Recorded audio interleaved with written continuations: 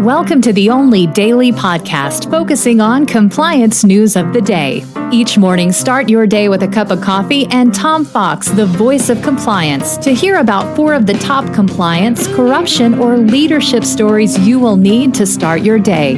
The Daily Compliance News is a production of the Compliance Podcast Network. First, a word from our sponsor.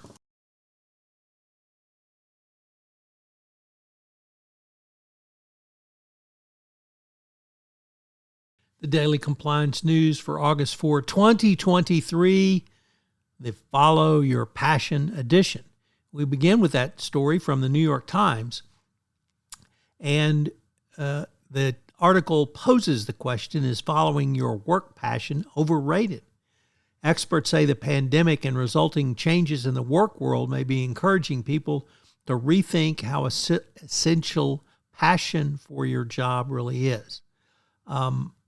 I think it's incredibly important for your job, because if you don't have passion for your job, you will not be interested in working there.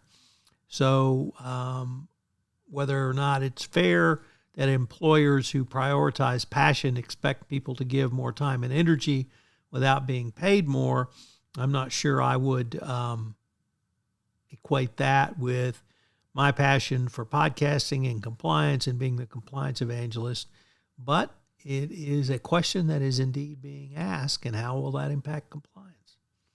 Next up, from the Wall Street Journal, Risk and Compliance Journal, Dylan Tokar reporting that the SEC has told some Wall Street brokers to clean up their anti-money laundering controls to do more to ensure that services aren't being used to launder dirty money. The SEC's examination unit issued a risk alert saying it observed broker-dealers weren't putting enough resources into staffing in their AML programs. The unit also found that some firms were inconsistent in their implementation of policies and procedures to stop financial crimes. No firms were named, but clearly this is something on the SEC's radar. So if you're in this world, you need to take a look at your own policies and procedures and your AML program. Next up, from Bloomberg, the Portuguese company Altice and its French subsidiary, Altice France, suspended a member of the executive committee as a result of the Portuguese probe involving several of its most powerful figures. The executive director in charge of content acquisitions and partnerships has been placed on leave starting August 1. She had been in the role since 2019. This is the first Altice France employee to be placed on leave. And finally, from the Financial Times, it's always interesting when a foreign paper picks up a controversy that is more or less related to the United States.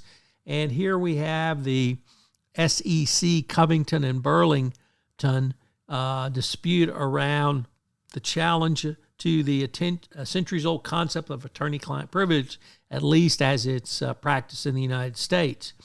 A federal judge in early July ordered Covington to reveal to the SEC details of 7 clients whose information had been allegedly accessed in a hack of the firm's computer, because the SEC wanted to see if they were reporting it. The Daily Compliance News is a production of the Compliance Podcast Network and a proud member of C-Suite Radio. Thanks so much for listening. I hope you'll join me again tomorrow.